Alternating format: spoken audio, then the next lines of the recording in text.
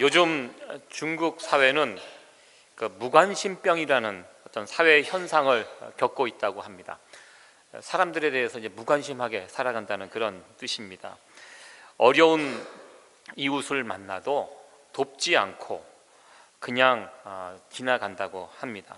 괜히 나섰다가 봉변을 당할 수 있다는 이런 생각을 사람들이 가지고 있기 때문에 어려운 사람을 만나도 그냥 돕지 않고 간다고 합니다. 여러분들, 중국 민족이 그런 민족이 아닙니다. 우리가 알다시피 공자, 맹자, 상강오륜이 나온 그런 나라입니다. 나름대로 예의 범죄를 정말 목숨처럼 지키며 살아가는 민족인데요, 사회 전반적으로 무관심한, 옆 사람하고는 어떤 일이 벌어져도 관여하지 않고 그냥 무관심하게 넘어가는 그런 일들이 중국 사회에서 요즘 매일매일 벌어지고 있다고 합니다. 아마 여러분들도 이야기를 들어서 아시겠지만, 어떤 어린아이가 차에 치여서 길거리에 쓰러졌는데 지나가는 어른들이 그냥 보고 그냥 누구도 돕지 않고 빨리 병원에 데리고 가면 살릴 수 있었는데 그렇지 않고 방치해 두었다가 결국 목숨을 잃었던 그런 사건을 얼마 전에 TV를 통해서 본 적이 있습니다. 중국 사회가 왜 이렇게 되었는가? 이렇게 상황이 되기까지 결정적인 사건이 하나 있었습니다. 비슷한 사건이었는데요, 어느 날 할머니 한 분이 길을 가다가 쓰러지셨습니다. 급하게 쓰러졌는데요, 그때 지나가는 젊은 청년이 그 할머니를 부축해서 병원으로 모시고 갑니다. 그래서 큰 위기의 순간을 넘어가고 죽을 수도 있었는데 그것을 이제 다행히 병원에 일찍 도착해서 수습이 잘 되었습니다. 그렇게 해서 이 청년은 오히려 상을 받아야 되는데요, 몇 주 지난 다음에 날라온 것이 병원 치료비와, 그리고 이 할머니가 고소를 하게 됩니다. 무엇이냐면, 저 청년 때문에 자기가 쓰러져서 다쳤다. 그래서 이게 여러분 듣기만 해도 막 화가 나시죠.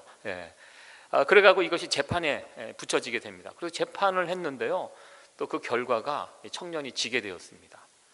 굉장히 놀라운 이야기죠. 그래서 이 청년이 너무너무 억울해갖고 결국 스스로 목숨을 끊어버린 그 사건이 있었습니다. 그 사건을 통해서 많은 사람들이 공분을 하고 어떻게 이렇게 될 수 있었을까 그러면서 통탄을 했는데요, 그러면서 중국 사회 전반적으로 움츠려들기 시작했다고 합니다. 그래서 누가 어려운 일을 만나도 돕지 않고 그냥, 왜? 잘못 그 일에 개입했다간 큰 낭패가 생길 수도 있다는 이런 생각을 가지면서 막 사회 전반적으로 그런 일들이 막 벌어지니까 국가는 국가대로 새로운 법을 만듭니다. 착한 사람법을 만들어 갖고, 만약에 그렇게 돕다가 문제가 생기면 국가가 배상을 해주겠다, 그 지경이 되었고요. 또 중국의 어떤 보험 상품은 그런 일을 하다가 그런 소송이 벌어졌을 때 그 보험에 들어 있으면 그 보험에서 커버가 해주는 이런 상품도 중국에서 나오고 있다고 합니다. 이야기를 들으면서 참 여러 가지 생각을 하게 됩니다. 옛 어르신들 말씀에 그런 말씀이 있습니다. 머리 검은 짐승은 거두는 것이 아니다. 제가 이제 물음표를 해놨는데요, 이 말이 정말 맞는 말인지 틀린 말인지 아마 여러분들 각자 생각을 하실 것입니다. 일반 짐승들은 잘해주면 주인을 따르고 그 앞에 순종하고 하는데, 사람만이 받은 은혜를 기억하지 않고 오히려 배은망덕하게 은혜를 저버리고 살아가는 모습이 사람들 가운데 있다는, 그런 어떻게 보면 굉장히 좋지 못한 그런 말입니다. 저는 이 이야기를 하면서 우리의 모습들을 한번 생각해 보았습니다. 나는 어떠한 사람인가? 은혜를 기억하고 갚는 사람인가? 아니면 섭섭한 어떤 무엇인가를 기억하고 그것을 갚는 사람인가? 여러분들은 어떠하십니까? 섭섭한 것이 생각나십니까? 아니면 여러분들 감사한 것이 생각나십니까? 사람은 그런 것 같아요. 저도 이렇게 사람과 만나서 교제를 하다 보니까요, 사람이 다 좋을 수는 없습니다. 그리고 다 나쁠 수는 없습니다. 10가지가 있다면 9가지는 좋아도 한두 가지는 좀 이게 섭섭한 일들이 있을 수 있습니다. 근데 사람은 기가 막히게도요, 그 나에게 잘해준 그 9가지는 금세 잊어버리고, 그 나에게 섭섭하게 했던 그 한 가지, 그 한 가지를 기억하고 그것 때문에 관계가 틀어지는 일들이 참 많은 것을 보게 됩니다. 그래서 저도 제 아내와 그런 이야기를 합니다. 우리가 살면서 많은 사람들을 만나서 교제하는데 섭섭한 거 기억하지 말자. 우리가 얼마나 많은 감사한 일들이 많냐. 항상 좋은 거, 감사한 거 생각하고 그거 붙들고 살지, 저 구석에 있는 그 한 가지 섭섭한 거. 여러분들, 마귀 중에 가장 무서운 마귀가 섭섭마귀입니다. 저도 어느 분과 만나서 이야기해보면 다 섭섭해요. 이것도 섭섭하고 저것도 섭섭하고, 가만히 그분의 이야기를 듣다가 보면 언젠가 나 때문에 섭섭할 날이 오겠구나라는 생각이 들어서 되게 조심하게 됩니다. 여러분들, 제일 무서운 게 섭섭마귀입니다. 그 섭섭마귀에 한번 사로잡히면 인간관계가 다 깨어지는 것들을 보게 됩니다. 여러분들, 이 섭섭한 거, 그거보다는 은혜를 기억하고, 섭섭한 것을 갚는 것이 아니라 은혜를 기억하고 은혜를 갚을 수 있는 그런 저와 여러분들이 될 수 있기를 간절히 소원합니다. 오늘 이 본문 말씀 속에는 은혜를 받았던 10명의 문둥병자 이야기가 나오고 있습니다. 그런데 그 10명의 문둥병자가 똑같이 주님으로부터 은혜를 받고 고침을 받았는데요, 9명은 이 은혜를 그냥 금방 잊어버리고, 그리고 1명은 그 은혜를 기억하고 다시 주님께 돌아왔던 그 이야기가 오늘 우리가 함께 살펴본 본문에 나오고 있습니다. 오늘 본문 속에 우리 주님께서는 10명의 문둥병자를 한꺼번에 고쳐주셨습니다. 그동안 우리 주님께서는 어떤 환자들을 고칠 때 보통 한 사람씩 만나서 고쳐주셨습니다. 한 사람을 만나서 그 사람의 문제가 무엇인지를 보고 그것을 손을 대고 고치시든지 기도해서 고치든지 뭐 이런저런 방법으로 대부분 1대1로 만나서 병을 고치는 그런 일들이 보통이었는데요, 이번 사건은 특이하게도 10명 전체를 집단적으로 이렇게 고쳐주는 그런 기적의 역사가 오늘 본문에 이렇게 나오고 있습니다. 아마도 예수님께서 이 문둥병자가 사는 마을에 오신다는 이야기를 듣고 이들은 급하게 예수님을 찾아간 것 같습니다. 그 당시, 지금도 이 문둥병은 고치기 힘든 병입니다. 그러나 그 당시 문둥병은 특별히 율법에서 말씀하는 대로에 따르면 이것은 하나님, 하늘의 병입니다. 천형입니다. 그러니까 문둥병에 걸린 사람은 유대인 그 사람들과 그 공동체와 같이 지낼 수 없습니다. 떨어져 지내야 됩니다. 그래서 따로 떨어져 있었기 때문에 예수님이 오셔도 문둥병자들이 예수님께 나갈 수 없습니다. 그래서 멀리서 유대인이신 예수님 멀찍이 거기서 대신 소리를 지릅니다. 여기를 봐달라고. 문둥병에 걸려있는 사람이 예수님을 찾아온 이유가 무엇이겠습니까? 한 가지밖에 없습니다. 예수님에 대한 소문을 들었습니다. 예수님의 능력에 대해서, 병자들을 고치신 그 예수님에 관해서 이들은 들었습니다. 그래서 예수님을 찾아와서 소리를 지릅니다. 큰 소리로 애원을 합니다. 이때 예수님은 그들을 보시고 불쌍히 여기시면서 그들에게 말씀을 주셨습니다. 14절 말씀인데요, 우리 같이 한번 읽어보도록 하겠습니다. 보시고 가라사대 가서 제사장들에게 너희 몸을 보이라 하셨더니 저희가 가다가 깨끗함을 받은지라. 구약 율법에서 이 문둥병이 걸리면 이 병을 누가 관리를 하냐면 제사장이 관리를 합니다. 어떤 의사가 관리하는 것이 아니라 제사장이 이 병을 관리합니다. 만약에 내 몸에 좀 몸이 이상하고 문둥병에 관한 증상이 보이면 제사장을 찾아갑니다. 그래서 제사장이 이것이 문둥병인지 아니면 일반 피부병인지를 제사장이 그 증상을 보고 판정을 해줍니다. 너 문둥병자다. 그럼 어떻게 됩니까? 더 이상 이 문둥병 환자는 유대인 공동체에 머무를 수가 없습니다. 떨어져서 지내게 됩니다. 거기서 벗어나서 다른 곳에서 지내게 됩니다. 그리고 또 한 번 만날 수 있습니다. 언제 만날 수 있느냐면, 내가 이게 보니까 살다 보니까 문둥병이 극히 드물지만 나았어요. 증상이 괜찮아졌어요. 그러면 이것을 그냥 나았다고 자기가 판단하고 다시 가족품으로 돌아오는 것이 아니라 이것을 제사장에게 또 찾아갑니다. 그래서 제사장이 정말 이 사람이 문둥병이 나아진지를 관찰합니다. 그리고 그것이 판명이 돼갖고 문둥병이 깨끗이 나았구나. 거기서 이제 보증을 해줘야지 이 사람은 문둥병이 나았다는 것이 공식적으로 확인이 되고, 그래서 이 사람은 다시 유대인 공동체로 돌아올 수가 있게 됩니다. 이 제사장의 역할이 그런 역할을 합니다. 우리 주님께서 이 10명의 문둥병자에게 말씀을 주셨습니다. 가서 너희 몸을 제사장에게 보이라. 이게 무슨 뜻입니까? 이미 문둥병자입니다. 이 사람들은 제사장들을 통해서 판정을 받았습니다. 무슨 뜻입니까? 이제 네 몸이 나아질 것이니까 제사장에게 가서 나아진 몸을 보이라는 그런 예수님의 능력의 말씀이었습니다. 그것을 확인받으라는 그런 뜻이었습니다. 이 10명의 문둥병자들은 예수님의 이 말씀을 붙들고 어떻게 보면 굉장히 믿음이 있는 사람들입니다. 여전히 문둥병의 증상이 있는 상황인데 예수님의 그 말씀을 듣고 제사장을 찾아서 나서게 됩니다. 길을 나섭니다. 그래, 예수님께서 저렇게 말씀하셨으니까 무슨 뜻이 있을 거야. 그 말씀에 능력이 있을 거야. 그래서 그 말씀을 붙잡고 제사장이 있는 곳을 향하여 걸어 나갑니다. 그럴 때 길 가는 도중에 그들의 문둥병이 깨끗이 나음을 잊게 됩니다. 이야기가 여기서 마무리가 되었다면 참 좋은 이야기가 될 뻔했습니다. 그러나 이 이야기는 다른 진짜 이야기, 이 이야기의 정말 중요한 부분은 그 다음에 나오는 것을 보게 됩니다. 10명의 문둥병자 가운데 한 명이 예수님께 돌아옵니다. 그리고 그 9명은 사라집니다. 이제 몸이 깨끗이 나음을 입었습니다. 아마 9명의 문둥병자들은 그런 생각을 했을 것 같아요. 예수님께 돌아가면 이건 뭔가 이렇게 굉장히 큰 일을 했는데 뭔가 살해를 해야 되는데 이것저것 이제 귀찮은 거예요. 그래서 바람과 함께 사라지게 되었고, 그러나 그 중에 한 명은 예수님께 찾아옵니다. 그리고 그 예수님을 찾아온 그 한 명을 향하여 우리 주님께서 물어보십니다. 그때 내가 10명을 보냈는데 나머지 9명은 어디 있느냐?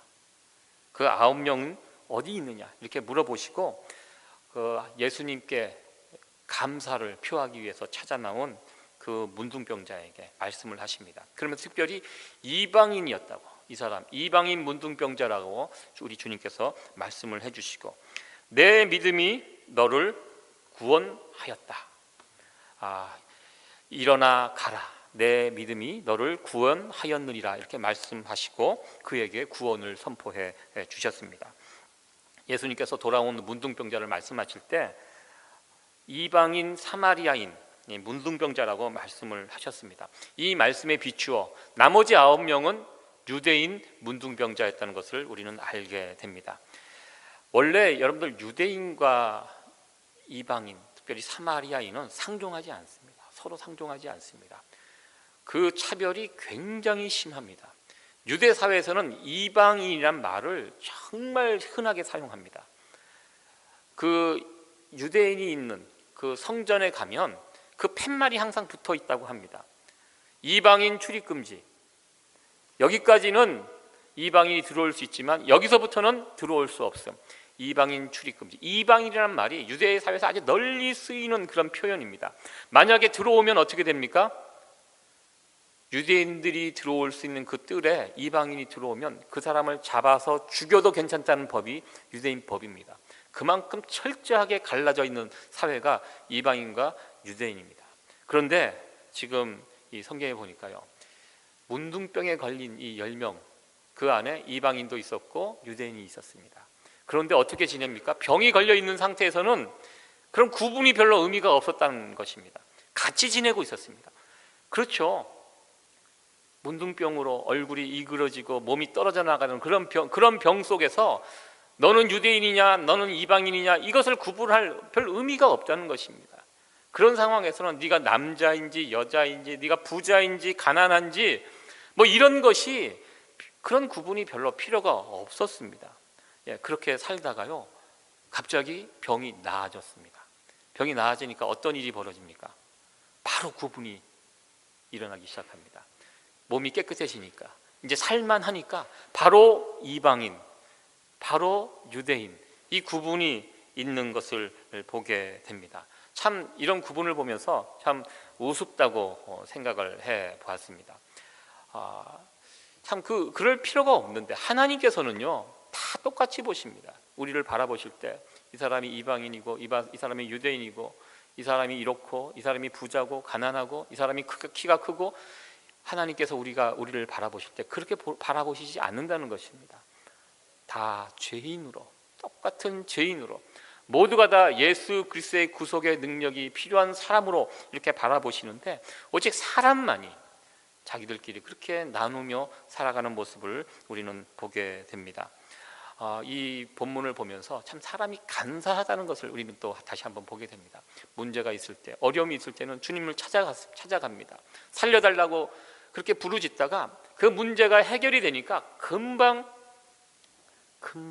그 자리에서 벗어나 버리는, 언제 만났냐는 이런 식으로 그냥 사라져 버리는 이런 모습들을 보게 되고요. 특별히 예수님께서 이방인과 유대인을 구별해서 주셨는데 유대인들이 다 도망갔습니다.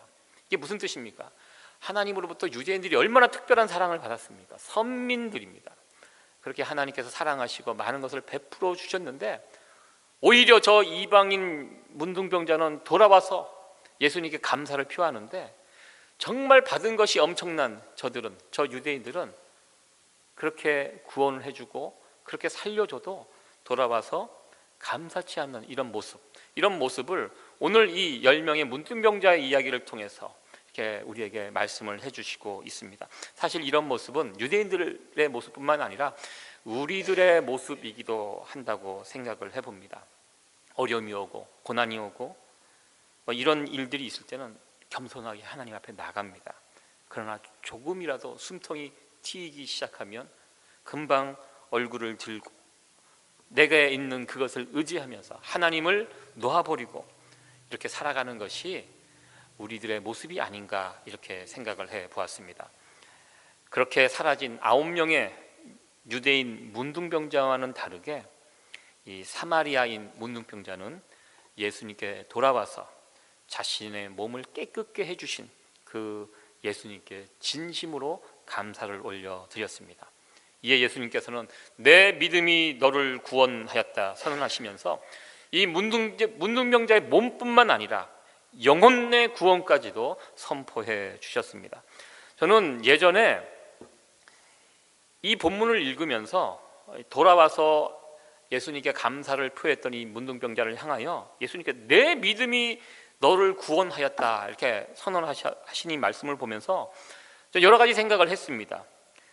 왜냐하면 왜 이것이 이 사람의 믿음인가? 여러분들 죽을 병에서 고침을 받았어요. 여러분 같으면 어떻게 하시겠습니까? 우리가 병원에 가서 어느 의사가 내가 감기에 걸렸는데요, 치료를 잘 받아서 감기가 나았어요. 그럼 그 의사에 대해서 우리가 어떤 마음? 감사합니다. 너무 감사합니다. 내가 어떤 상처를 받아서 치료해 주면 사람이라면 감사한 마음을 갖는 것이 당연한 것이라고 저는 생각을 해봤습니다. 이 문둥병은요, 죽는 병입니다. 이 죽는 병에서 구원을 받았어요.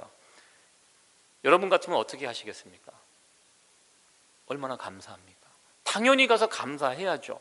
저는 이것은 믿음의 영역이 아니라 저는 상식의 영역이라고 생각했습니다. 그렇죠. 평생 업고 다녀야죠. 나에게 그런 이 귀한 은혜를 베풀어 주신 예수님, 평생 사랑하며 섬기며 최선을 다해서 이렇게 살아야지, 그 당연한 거 아니겠습니까? 이 문둥병자가 어떻게 보면 사실 칭찬받을 일이 아니에요. 당연한 겁니다. 그 상황에선 당연히 찾아가서 예수님 감사합니다. 제가 예수님 만나서 이렇게 살게 되었습니다. 이렇게 고백하고 예수님께 감사를 표하는 것은 대단히 상식적인 일인데요, 오늘 성경은 예수님께서는 그러한 이 문둥병자를 향하여 내 믿음이 너를 구원하였다 이렇게 말씀을 하고 있습니다. 사실 처음 10명의 문둥병자, 예수님을 찾아왔던 이 10명의 문둥병자들도 나름대로 믿음이 있는 사람들이었습니다. 믿음이 없이 어떻게 그렇게 할 수 있겠습니까? 예수님께서 제사장에 가서 네 몸을 보이라고 이 말씀을 주셨을 때 내 몸이 지금 문둥병에 지금 막 몸이 썩고 문드러지고 떨어지고 있는 상황입니다.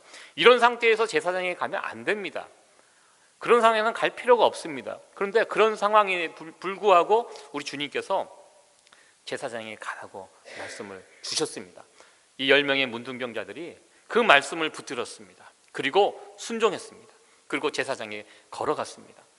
이것은 이 10명의 문둥병자 모두가 믿음이 있었던 자들임을 우리는 알게 됩니다. 그런데 이 10명 가운데 9명은 그들의 믿음이 어떤 믿음이었냐? 부족한 믿음이었다는 것입니다. 오늘 말씀의 제목이 완전한 믿음입니다. 왜 부족하냐? 그들의 믿음 가운데 무엇이 없습니까? 감사가 없었기 때문에 그들의 믿음은 부족한 믿음이 될 수밖에 없었고요. 이 사마리아인, 이방인 문둥병자는 그 믿음 가운데 감사가 있었습니다. 그래서 그의 믿음은 완전한 믿음이 될 수 있었습니다. 예수님을 다시 찾아왔던 사마리아인 이 모습, 당연한 모습입니다. 칭찬받을 그런 모습은 아닙니다. 너무나 큰 것을 받았음에도 불구하고 너무나 쉽게 잊어버리고 감사하지 않고 살아가는 그 유대인의 모습, 이 모습을 오늘의 이 본문은 유대인의 그 모습들을, 하나님의 사랑을 그토록 많이 받았음에도 불구하고 쉽게 잊어버리고 당연한 것으로 여기고 살아가는 그런 유대인들의 모습을 통렬하게 꾸짖고 있습니다. 오늘 이 말씀을 통해서 우리들의 모습을 한번 생각해 봤으면 좋겠습니다. 우리는 얼마나 하나님께 감사하며 살아가고 있는지, 지금 내가 누리고 있는 것, 너무나도 당연한 것으로 혹시 여기고 살아가고 있지는 않은지 한번 우리의 모습들을 돌아봤으면 좋겠습니다. 나는 얼마나 하나님께 감사하며 그리고 내 주변에 있는 사람들에게 감사하며 살아가고 있는지 한번 돌아봤으면 좋겠습니다. 예전에 저희 집 큰아이랑 만나서 같이 식사를 한 적이 있습니다. 지금은 이제 집을 떠나서 이제 메릴랜드에서 학교 근처에서 이제 살아가고 있는데요. 저도 이제 얼굴 안 본 지가 한 3개월이 지났습니다. 그래서 이제 아들 둘이 있는데 한 아이는 거의 잊혀져 가고 있고요, 지금. 그래서 지난번에 한번 만나서 식당에서 밥을 사주니까 이 아이가 밥을 먹고 나더니 고맙다고 인사를 하는 거예요, 저에게. 그러니까 이제 밖에 나가서 밥을 이렇게 해 먹어 보니까 이 밥을 먹는 게 얼마나 귀한 거인지 이제 아는 거예요. 집에서 있는 아이는 그런 거 갖고 감사하지 않거든요. 늘 나에게 뭐 사달라, 옷 사달라, 당연한 것처럼 늘 저에게 요구를 합니다. 그러니까 부모로서 해줘야죠. 근데 큰아이가 어느 날 식사를 하고 저에게 아빠 고마워요, 밥 사주셔서 고마워요, 이렇게 인사를 하더라고요. 원래 이곳에 사는 우리 아이들이 땡큐가 입에 붙잖아요. 그래서 이제 그렇게 한 거일 수도 있겠지만 부모로서 그 이야기를 들으면서 참 기뻤습니다. 당연히 부모가 밥을 사줘야죠. 제가 그 아이인데 밥을 얻어먹겠습니까? 그래서 당연히 부모로서 밥을 같이 사서 제가 돈을 내고 그렇게 먹여줬는데 나오면서 밥 사주셔서 고맙습니다. 그래서 나름 참 기분이 좋았습니다. 그래, 꼭 기억했다가 나중에 꼭 갚아라. 아빠의 노후는 네 손에 달려 있다. 그래서 늘 제가 이제 그것을 이제 강조하고 세뇌를 시키고 있습니다.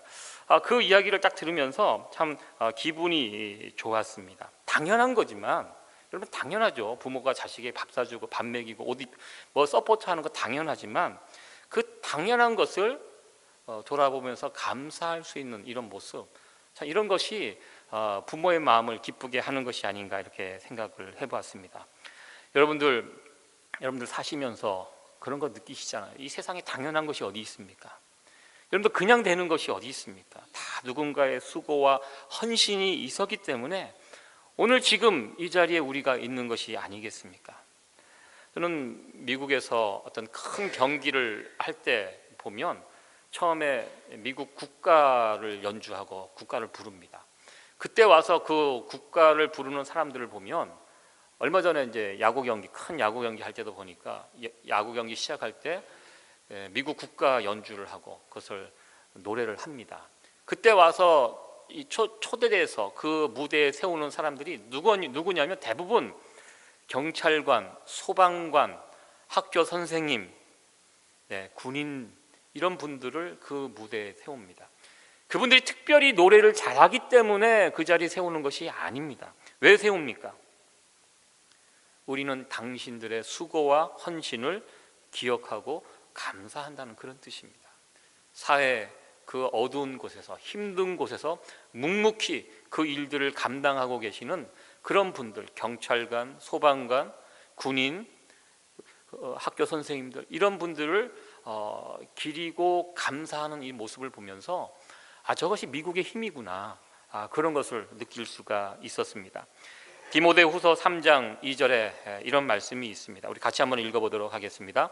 말세에는 고통하는 때가 이르니니 사람들은 자기를 사랑하며 돈을 사랑하며 자긍하며 교만하며 회방하며 부모를 거역하며 감사치 아니하며. 마지막 말씀이 감사가 없다는 것입니다. 말세의 특징이 사람들 사이에서 감사가 사라진다는 그런 말씀입니다. 우리가 마땅히 감사해야 할 것에 대한 감사를 할 줄 아는 것이 중요하다고 생각을 해보았습니다. 다음 주가 여러분 잘 알다시피 추수감사주일입니다.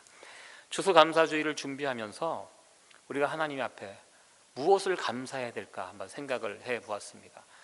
우리는요, 뭔가 큰 것이 일어나야 그것을 붙잡고 이렇게 감사할 수 있는데 아니라는 것입니다. 내게 주어진 모든 것이 하나님이 주신 것입니다. 이것을 기억하고, 어쩌면 당연한 거, 내 옆에 아내, 내 옆에 남편, 당연하잖아요. 내 자녀들이 있는 거 당연합니다. 그러나 우리 성도 여러분들, 내 옆에 이렇게 성도 여러분들 한 분 한 분 세워져 있는 것이 그냥 이루어진 것이 아니라는 것입니다. 당연한 것 같지만 여러분들 그런 것들도 붙들고 하나님 앞에 감사를 올려드릴 수 있는 그런 저와 여러분들이 됐으면 좋겠습니다. 오늘 이 본문의 이 말씀을 통해서 우리에게 주는 교훈, 진짜 믿음, 진정한 믿음, 완전한 믿음은 무엇인가 우리에게 말씀하고 있습니다. 진정한 감사가 포함될 때 그 믿음은 완전한 믿음이 될 수 있다는 것입니다. 이 9명의 유대인들은요, 부족한 믿음이었습니다. 다시 예수님을 찾아와 감사를 올렸던 이 사마리아인 문둥병자의 믿음, 이 믿음을 우리 주님은 완전한 믿음으로 인정해 주셨습니다. 이 9명의 문둥병자들, 제가 말씀을 드렸습니다. 믿음이 있었던 자들이었지만 그 속에 감사가 없었기 때문에 주님으로부터 인정받지 못하는 그런 믿음이었습니다. 그러나 이 사마리아인 문둥병자는 하나님을, 우리 주님께 나와서 감사를 올려드렸고, 이 감사를 우리 주님께서 기쁘게 받으시고 그에게 구원을 선포해 주셨습니다. 여러분들, 구원이 무엇입니까? 구원은요, 이 땅에서 몸이 구원받는 것도 중요하지만 정말 중요한 것은 우리 영혼이 구원받는 것이 중요합니다. 그것이 진정한 구원입니다. 그것이 완전한 구원입니다. 이 완전한 구원을 이 사마리아인, 이방인 문둥병자가 누리게 되었습니다. 장난감을 이렇게 자녀에게 사줬을 때 아빠 고마워요. 맛있는 걸 사줬을 때 아빠 잘 먹었어요. 고마워요. 부모로서 그런 자녀들로부터 이야기를 들으면 기분이 좋습니다. 우리 하나님도 마찬가지입니다. 내가 지금 누리고 있는 거 그냥 그렇게 된 것이 아니라는 것입니다. 모든 것이 하나님이 내게 주신 것이라는 것입니다. 같이 한번 따라서 해봤으면 좋겠습니다. 하나님 감사합니다. 다 하나님의 은혜입니다. 네. 이렇게 우리가 감사의 계절을 보내면서 당연한 것이라고 그렇게 그냥 치부하지 마시고, 당연한 것도 감사하는 마음으로 살아갈 수 있는 그런 저와 여러분들 될 수 있기를 간절히 소원합니다. 세상에 거저 이루어지는 것은 아무것도 없습니다. 누군가의 돌봄과 헌신과 수고로 다 우리가 이 자리에 서 있는 것을 고백하며 감사를 드리게 됩니다. 우리의 모습을 생각하면서 부모님께 늘 감사하고요, 또 부모로서 자녀들을 보면서 또 감사할 수 있습니다. 그리고 내 이웃들을 보면서 감사하고, 또 교회에 감사하고, 더 나아가 이 모든 것들을 베풀어 주신 우리 하나님께 감사하며 나갈 수 있는 그런 저와 여러분들이 되기를 간절히 소원합니다.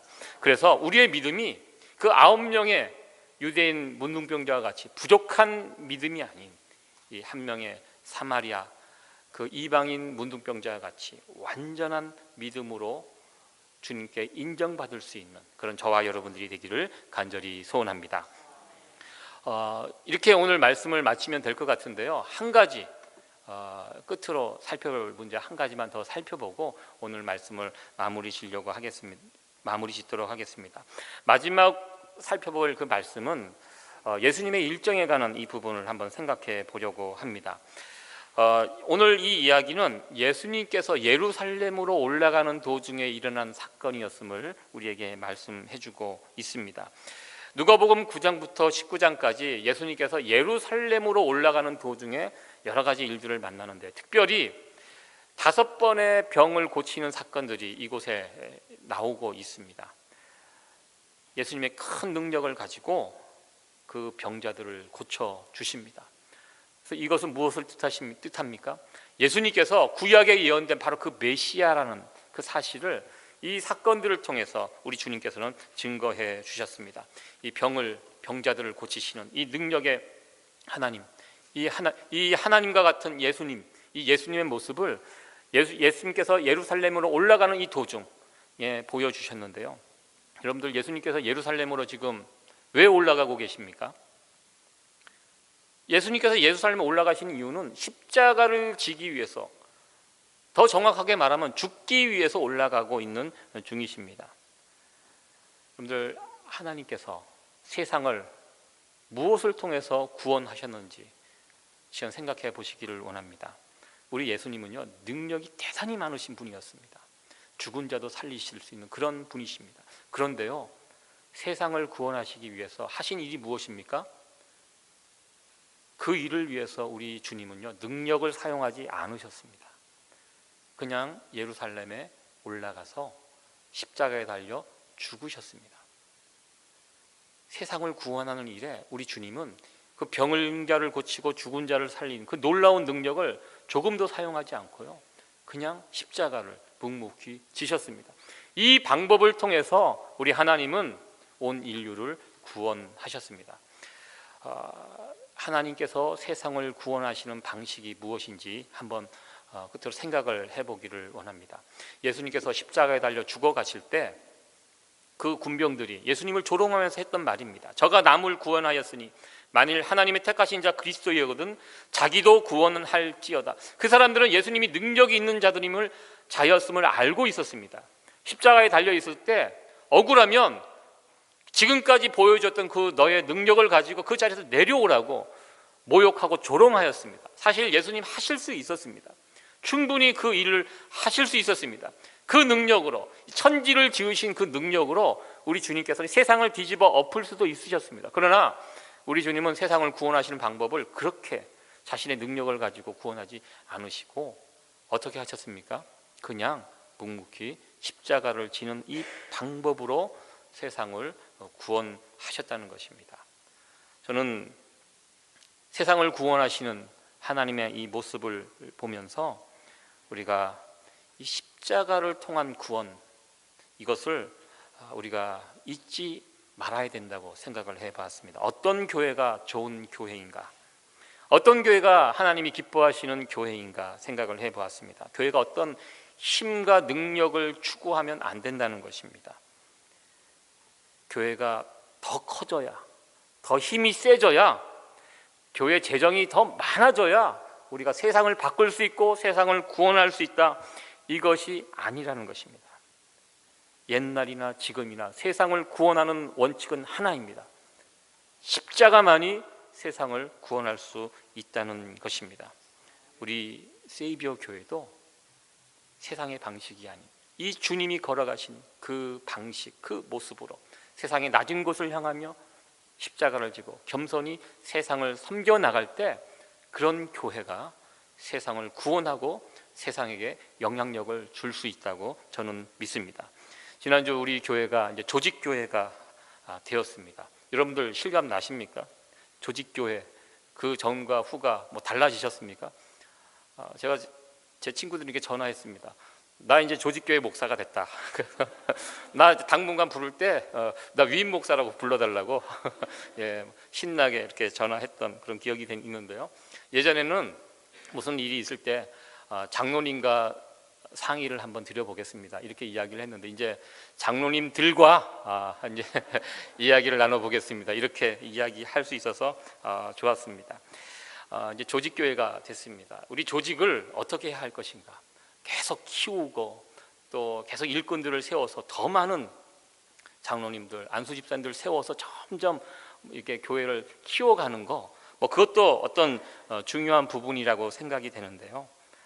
여러분들 요즘 세상 사람들에게 교회의 크기로 어떤 영향력을 주는 시대는 여러분들 지나갔다는 것을 기억했으면 좋겠습니다. 교회가 크다고요, 세상 사람들이 교회가 크다고 두려워하지 않습니다. 교회가 수만 명이 모여도 그것 때문에 교회를 존경하지 않는다는 것입니다. 여러분들, 우리보다 세상 사람들은요, 사람들 더 쉽게 모입니다. 이름도 잘 모르는 가수가 노래하면 10만 명이 모입니다. 여러분들 아시잖아요. 여기 시티필드도 있고 양키 스타디움도 있고요. 별 재미도 없는 경기를 하는데 4만 5만 명이 한 자리에 모여서 있습니다. 우리가 그만큼 모일 수 있습니까? 교회가요, 세상에 영향력을 주는 것은 그런 크기가 아니라는 것입니다. 우리가 아무리 많이 모여도요, 세상 사람들은 웃겨합니다. 그 정도 가지고. 교회가 세상 사람들에게 영향력을 줄 수 있는 것이 무엇입니까? 옛날이나 지금이나 저는 똑같다고 생각합니다. 주님께서 보여주신 그 방법, 그 모습, 그것을 우리 교회가 붙들고 지킬 수 있을 때 우리 교회는 세상에 영향력을 줄 수 있고 세상 사람들을 구원할 수 있는 그런 능력의 교회가 될 수 있다고 생각합니다. 저는 우리 세이비어 교회가 이제 조직 교회로 한 단계 업그레이드 되고 한간 갖춰지게 됐는데요. 우리 교회가 앞으로 어떤 교회가 되어야 될까, 그런 생각을 하게 되었습니다. 결국 우리도 그 모습을 잃지 않았으면 좋겠습니다. 우리 세이비어 교회가 우리 주님께서 걸어가신 그 십자가의 길이 생명의 길임을 우리가 잊지 않고 우리 주님처럼 세상의 낮은 곳을 향하여 자기 십자가를 지고 겸손히 세상을 섬겨나갈 수 있는 우리 세이비어 교회가 될 수 있기를 간절히 소원합니다. 이 꿈을 함께 꿈꾸며 하나님의 은혜를 구하며 그리고 날마다 감사하며 살아갈 수 있는 그런 저와 여러분들 될 수 있기를 간절히 소원합니다. 기도하시겠습니다.